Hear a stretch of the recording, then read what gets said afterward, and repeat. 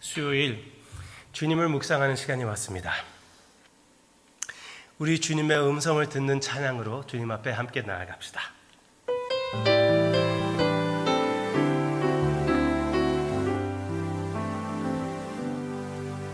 나의 안에 거하라. 나는 내 하나님이 모든 환난 가운데 너를 지키는 자라. 두려워하지 말라. 내가 널 도와주리니 놀라지 말라. 내 손 잡아주리라. 내가 너를 지명하여 불러나니 너는 내 것이라. 내 것이라. 너의 하나님이라. 내가 너를 보배롭고 존귀하게 여기노라. 너를 사랑하는 내 여호와라. 내가 너를 지명하여 불러나니 내가 너를 지명하여 불러나니 너는 내 것이라. 아멘. 내 것이라. 너의 하나님이라. 내가 너를 보배롭고 존귀하게 여기노라. 너를 사랑하는 내 여호와라.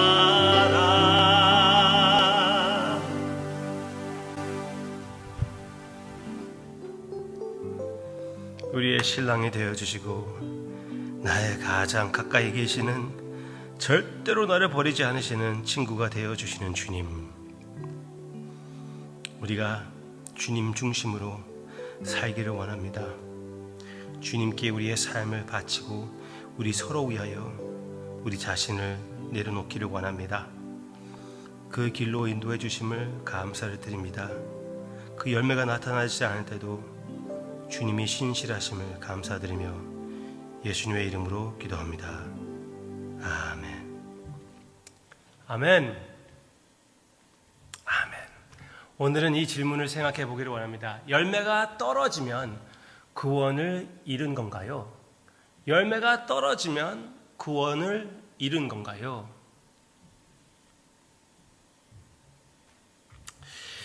이 질문이 어디에서 나오냐면은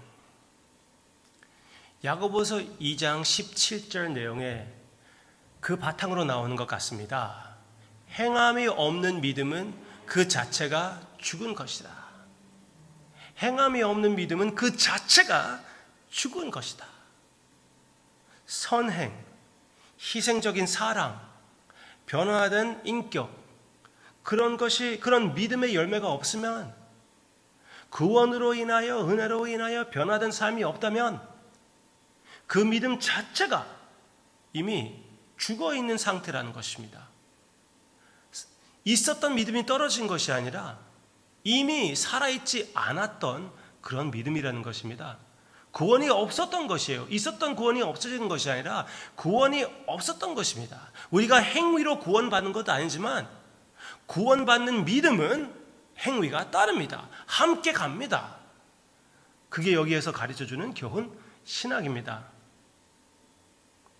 그런데 전에는 내가 열매가 있었어요. 분명히 예수님을 영접했습니다. 내 삶이 변화가 되었어요. 그렇지만 지금은 믿음도 많이 식어지고 열매가 안 보이고 교회도 못 가겠고 너무나 실망스러운 일들이 많아서 그런 것으로 인하여 하나님으로 하여금 배신까지 느껴지는 나의 모습. 그러면은 나에겐 구원이 없는 건가요? 누가 물어봅니다. 사도 요한이 이렇게 대답을 합니다. 어떤 사람들이 교회에 있다가 교회를 떠나고 다른 교훈을, 복음이 아닌 다른 복음을, 다른 종교를 아예 만들었습니다. 예수님 외에 다른 것을 더하는 그런 종교를 만들었습니다. 그 구원의 복음을 버렸죠. 열매가 없게 된 것이죠. 구원의 열매가 안 보입니다. 그이들 대해서 요한은 이렇게 얘기를 합니다. 그들이 우리에게서 나갔으나 우리에게 속하지 아니하였나니 이미 그렇지 않다는 것입니다. 원래서부터 속하지 않았다는 것입니다. 만일 우리에게 속하였더라면 우리와 함께 거하였으려니와 그들이 나간 것은 다 우리에게 속하지 아니함을 나타내려 함이니라. 그 예수님을 버린 자들, 다른 종교를 만든 자들은 처음부터 예수님을 믿지 않았다는 것입니다. 처음부터 예수님을 믿었다면 예수님을 버리지 않았지요. 그렇게 얘기를 하는 것입니다. 요즘 많은 사람들이, 목사들도 예수님을 모른다고 하고 믿음을 떠나는 자들이 많이 있습니다. 그들은 그러면은 구원이 없는 것입니까?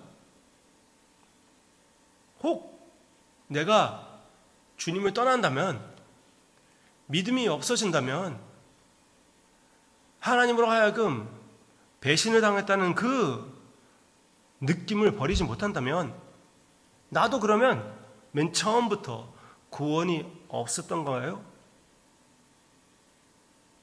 그럴 수도 있습니다. 그럴 수도 있습니다. 현재 구원의 열매가 나타나는 것이 영원한 구원이 있다는 가장 큰 증표입니다. Listen, 현재 구원의 열매가 있는 믿음이 영원한 구원이 있다는 증표입니다. 가장 큰 증거예요. 아무 열매가 없다는 것은 처음부터 살아있지 않았다는 그런 것일 수 있습니다.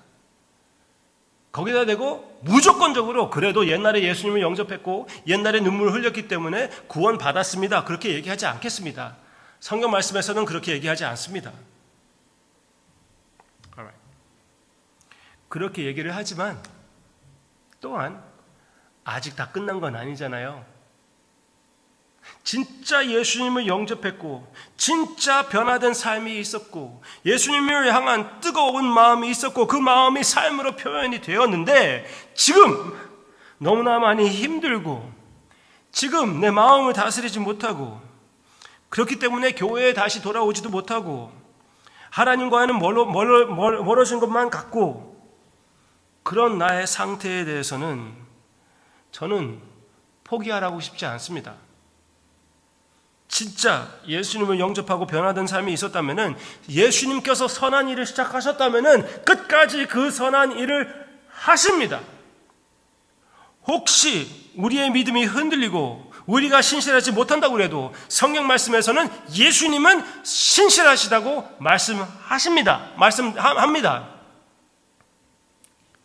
예수님을 완전히 배신한다면 하나님께서도 그 부인함을 인정할 수밖에 없는 것은 처음부터 믿음이 없었던 것으로 보게 되는 것이고, 그렇지만 그 가운데에서 믿음과 씨름하고 나는 과거에 열매가 있는데 지금 열매가 없는 것에 대해서 너무나 답답해하면서 나는 그러면 어떻게 되는 것입니까? 그 질문 물어보는 그 자체가 아직도 살아있다는 그 증표라고 저는 믿고 싶습니다.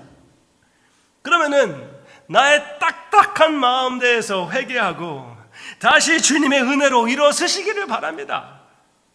여러분들의 삶이 혹시 겨울에 있는 과일 나무와 같지 않을까요? 과일 나무는 겨울에는 진짜 비참하게 보입니다. 죽어 있는 것 같아요. 그렇지만 열매를 맺는 그 준비를 하고 있는 것입니다.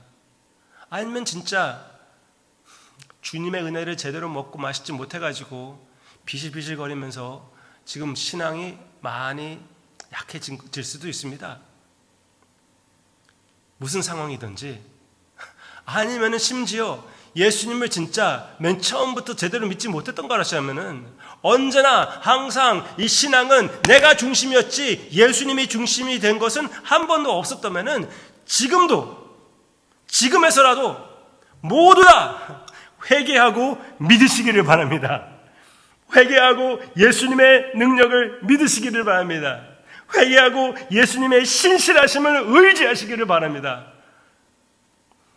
그러면 주님의 은혜를 느끼고 주님의 은혜의 열매를 체험하는 하나님의 역사가 여러분들의 삶에 있을 것이라고 확실히 믿습니다. 그리고 그 열매를 기대합니다. 찬양합시다.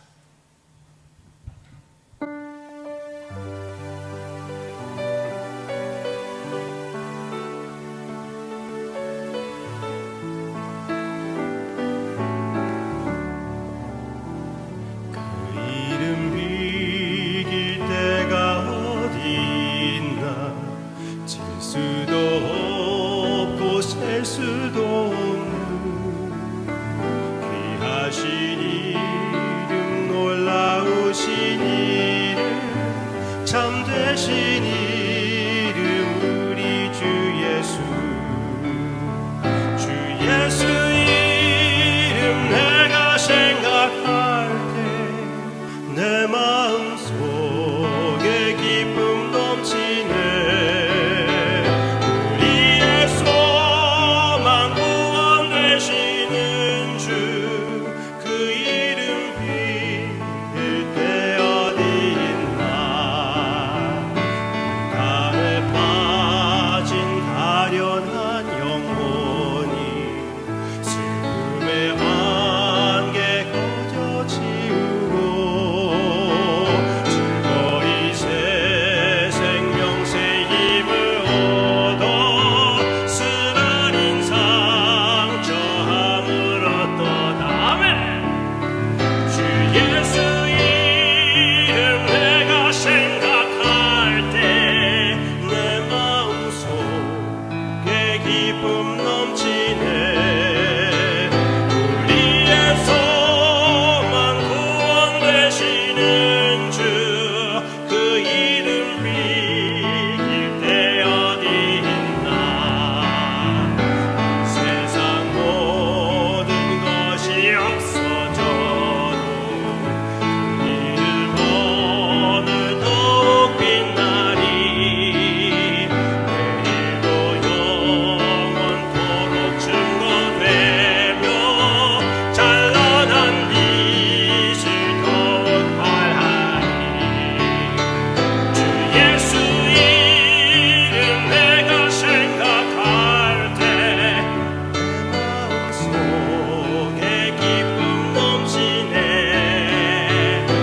우리의 소망 구원 되시는 주, 그 이름 빌기 때 주 예수 이름 내가 생각할 때 주 예수 이름 내가 생각할 때 내 마음속에 기쁨 넘치네. 우리의 소망 구원 되시는 주, 그 이름 빌기 때 어디 있나. 아멘. 진짜 비교할 수 없는 주님의 이름, 함께 찬양할 사람들을 주님께서 허락해 주심을 감사드립니다. 이 감사함을, 이 기쁨을, 이 소망을 어찌하여 우리를 버리고 있을까요? 어찌하여 이 믿음을 버릴까요? 아바 아버지, 그러나 그렇게 버리고 있는 의심하는 불평하는 우리의 모습 주님께서 용서해 주심을 감사를 드리고, 선한 일을 내가 끝내는 것이 아니라 주님께서 끝내주심을 감사를 드리고, 그 은혜의 충격으로 주님이 원하시는 귀한 열매를, 예수 그리스도의 열매를 마음껏 우리를 통하여 맺게 해 주시옵소서. 예수님의 이름으로 기도합니다. 아멘.